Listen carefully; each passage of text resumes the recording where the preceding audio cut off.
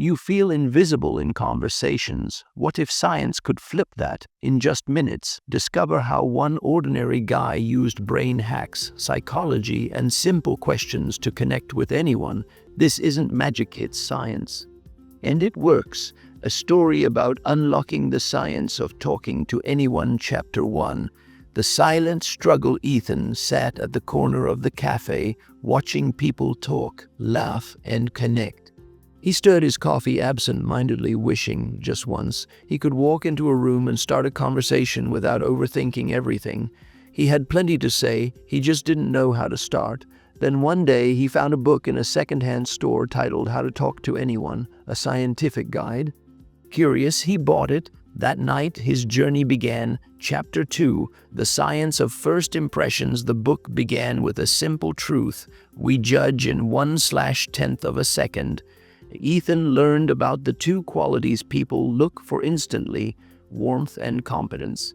Not cleverness, not beauty, not charm, just can I trust you? Can you get things done? So the next day, when he entered the local library, he tried something new. He smiled, a real smile, crinkling his eyes, a Dutch-end smile, the book called it. He kept his shoulders back and made easy eye contact with the librarian. Good afternoon, he said. How's your day going? Something shifted. The woman lit up. Oh, better now, thanks for asking. Science had spoken. Warmth worked. Chapter 3, Talk Less, Ask More. The next chapter told Ethan a secret. People love to talk about themselves. It's a brain reward system thing. Dopamine spikes when we share our story. So instead of trying to say something impressive, Ethan tried asking questions, real ones. At a coworker's birthday lunch, he turned to Maya and asked, "What's something exciting in your life lately?" She paused, surprised, then smiled. "Actually, I just started painting again." They talked for 20 minutes. Ethan barely said 5 sentences. He wasn't talking more. He was connecting more. Chapter 4, Listening like a Scientist. He practiced what the book called active listening. When people spoke, he didn't jump in. He nodded, repeated key points, and said things like, "Sounds like that meant a lot to you." So you felt frustrated. These weren't tricks, they were tools, and people responded. One afternoon, his friend Malik vented about a tough client. Ethan said, "You sound like you were really stuck between being honest and keeping the client happy." Malik blinked. That's exactly it. They talked for over an hour. Malik never forgot that moment.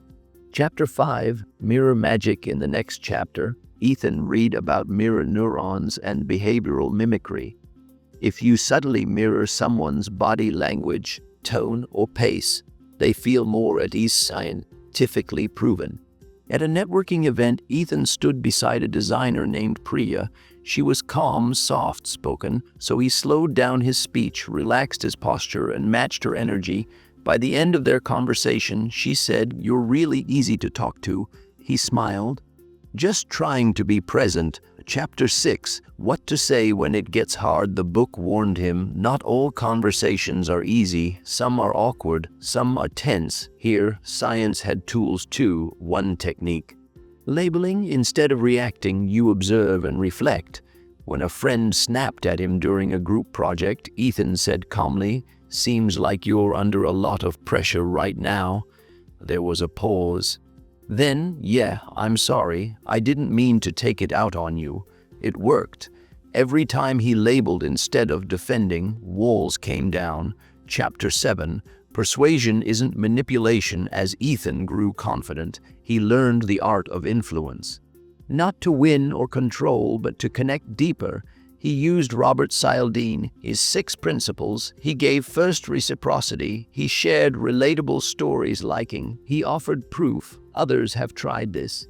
He showed his credentials, gently authority. He invited people into small actions, commitment. He hinted when time mattered, scarcity. And when he asked for something, he used a magic word, because. Even weak reasons, if followed by because, made people more willing. Chapter 8, The Transformation. Months passed. Ethan no longer feared conversations. He didn't need scripts. He had science and heart. One evening at a rooftop party, someone asked him, "How are you so good at talking to people?" He chuckled. "Honestly, I stopped trying to talk. I started trying to understand." Epilogue. The formula taped on his wall was a note card: be warm, be curious, ask real questions, listen like it matters, mirror gently. Speak to values, stay calm in chaos, use science, be human. And with that, Ethan unlocked the code, not just to talk with anyone, but to connect deeply, truthfully, meaningfully.